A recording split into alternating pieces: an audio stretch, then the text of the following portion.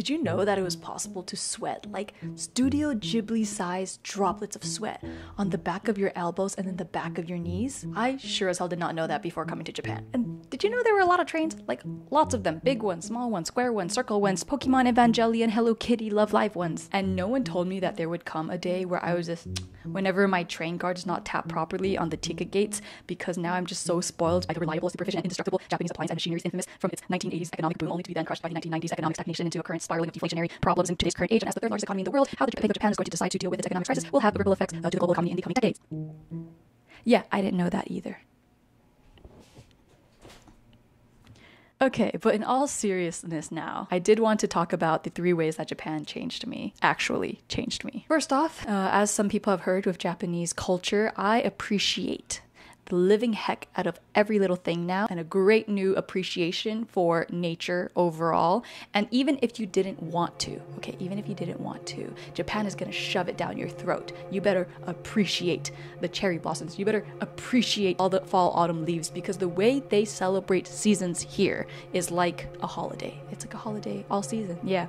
And here's an example, okay? So even if you don't really care about the cherry blossoms, literally you go to Starbucks and you sure as heck are going to start caring about cherry blossoms, because they have seasonal, limited edition cherry blossom cups, cherry blossom mugs, cherry blossom tote bags, cherry blossom tumblers, and they sure as heck are cute, and I sure as heck are going to buy them. And darn well, yeah, I appreciate the living heck of those little cherry blossoms. Okay.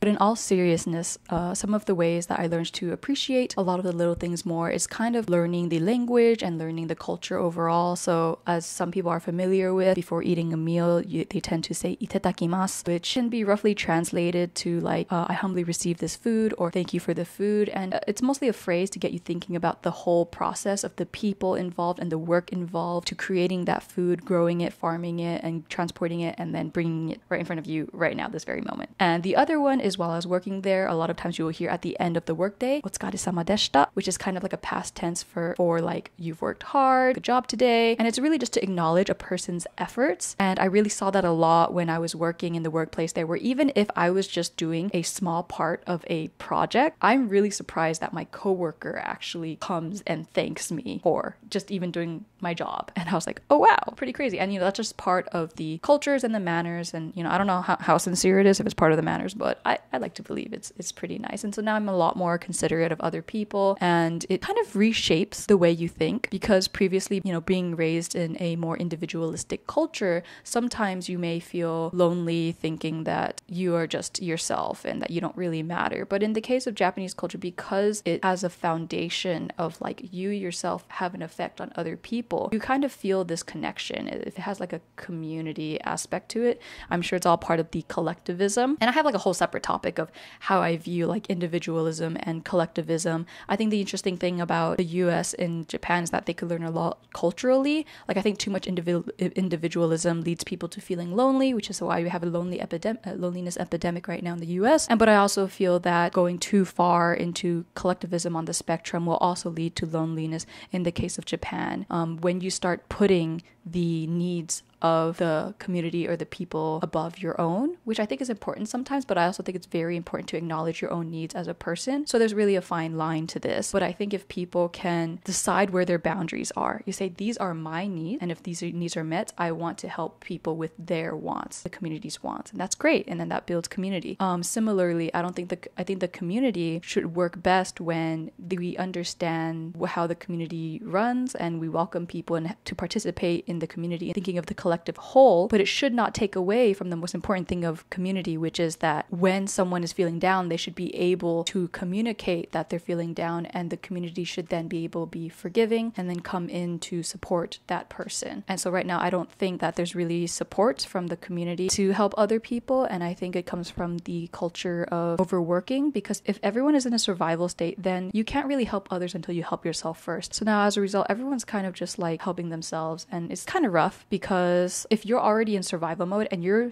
expending the rest of your energy to look like you're participating in the collective, then we are never really addressing the deeper issue, right? Like we should be able to address the needs of the person, have people work less, and I think the happier people are, the more their needs are met as an individual, they are able to then have more energy to then help the community and help others, and it kind of creates like an upward good spiral versus like a downward current spiral. That's kind of my reflections on the Japanese society in regards to how lonely they may feel, but I think even just from seeing their very appreciative culture, their very detail-oriented culture, I have seen the good side of how Japanese culture and values can really help a community, and it really feels like, oh, it takes a village to raise a child. Like that's what it feels like over there. Even just the way you see children walking outside, there is a unspoken rule that the adults around should watch out for that kid just walking around town, making sure they're safe. It is the duty of the community, and I think that's really beautiful. Overall, I think that I have gotten a lot more observant and appreciative of other people, of nature, of things, of the work put into things, and the detail in a lot of work, and I do appreciate the lessons I learned on community and collectivism that I got to experience in Japan that I didn't really experience in the US as much, but I'm really passionate about the fact that I think to solve the loneliness epidemic happening around the world today, there is that aspect of healing our relationship with technology, but there's also kind of where the fine line is in between individualism, collectivism, the building of community, and I'm sure the answer is like somewhere in the middle. Okay, point number 2. I really like point number 2. It is literally that living in Japan has increased my self-confidence so high, it has gotten so peak, and it's not because so much that I lived in Japan, but so much so that I just moved to a foreign country and proactively put myself in a lot of uncomfortable situations. So this can be experienced in any way when you're creating self-confidence, which is not to be mixed up with self-esteem. It's okay to have lack of confidence in a certain skill or certain area because you literally don't know how to do it. And so for example, if you don't know how to ride a bike, you're not confident about riding a bike. So similarly with Japanese and language, maybe I'm not confident in dealing with unexpected situations or language learning, but through practice, confidence is built for that skill, for that experience, that life experience. Sometimes it doesn't have to be a particular skill like Japanese language, but it can also just be exposing yourself to unexpected, complicated life situations. And so you get so good with just rolling with the punches. You are confident that you can handle different problems that come your way that you would never expect. I swear to God, your confidence will go so high when you have situations like my hot water did not work in my apartment, so I had to call my gas company, except they only speak Japanese, and my Japanese at the time was very beginner. You can imagine how nerve-wracking it was. Like, I am going to butcher this interaction really bad. Thank God for the customer rep, because in Japan it's pretty rude if the customer rep tries to hang up on you, so she can't hang up. I've got her on lock. I called them hey, and I was speaking really broken Japanese, hey, hot water, not hot water, cold. They're like, okay, and they're telling me, hey, can you go outside and go push the button? And I'm like, outside. They're like, yes. I'm like, okay. I was like, push the button, okay.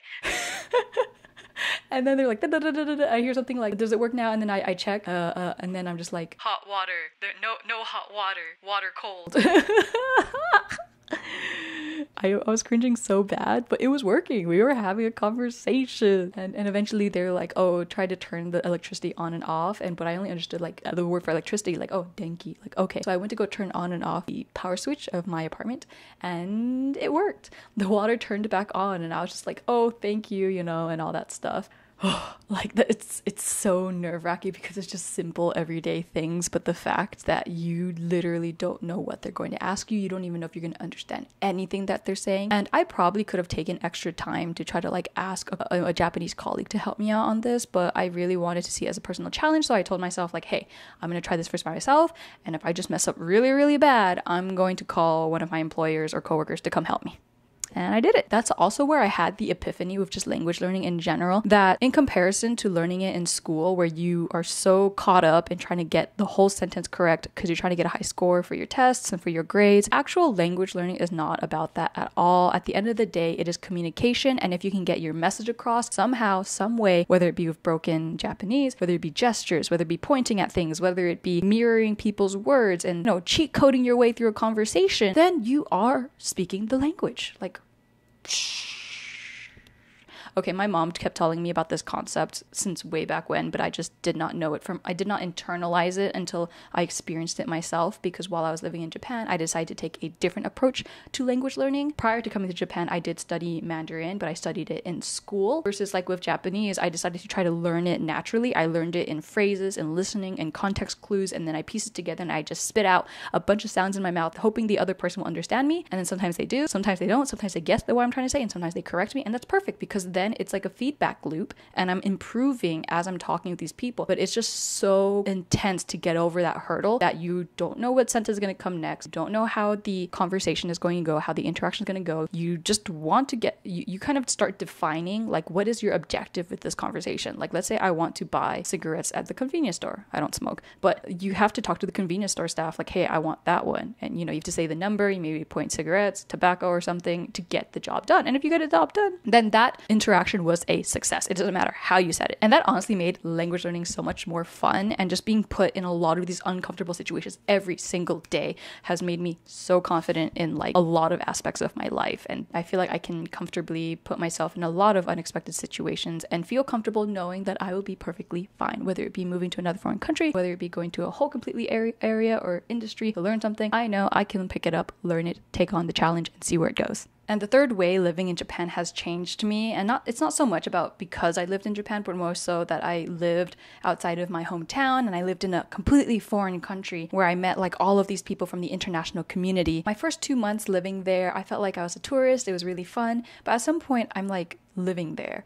And then I build a community there, and I have a group of friends there. And then these friends are like from all around the world. And when you listen to their life stories, you realize that everyone's life is so non-linear. It doesn't follow the story that you're usually told in your hometown, that you go to school, you get a job, you do this, you get the car and blah, blah, blah, you get the house. No, like the way everyone came to Japan was just so different. Everyone had a different story, and there was an amazing aha moment that we get. And I was talking about this with my friend who was from Italy, one of my best friends that I made there. And we talked about how you start asking yourself the question, like, if I could do this, just throw away everything and move to another country. If I can do this and I experience all these things that I never thought possible, meeting all these people that I never thought possible, you start to ask yourself, what else is possible? What else can I do with this life of mine? And to a certain degree, everything starts with an idea. It was just an idea of like, what if I lived in Japan? What if? And the idea sometimes becomes a plan, and then it's executed on. And it doesn't have to be an idea that you had, because some of my friends, they literally had no idea they were going to come to Japan, but through just going with the flow in life, they hear of this random opportunity, maybe this random work opportunity, and they're like, hey, do you want to go work in Japan? And they're like, sure, why not? They don't know jack squat Japanese at all. They don't know any Japanese. They don't know much about Japanese culture. They just went for it. There's a lot of jobs here for like business consulting, the space industry, tech startups, things like that. And it's just been so crazy. And so when you have that epiphany moment, you start to, it's finally internalized. Like usually I knew that you could do whatever you kind of want with your life if you make a plan, if you execute on it, if you work on it. But I did not internalize it until I had this experience. And it gets you thinking, like, what else could I do with this life of mine? What idea can I come up with? Where could I go with this? And suddenly you start to see life like some kind of game full of side quests, main bosses, skill acquisition, just wondering how far we can go with this short life of ours. And some of the friends I made there have just some amazing ideas, and just to be surrounded with people who try to think of how we can make the impossible possible is really mind-blowing.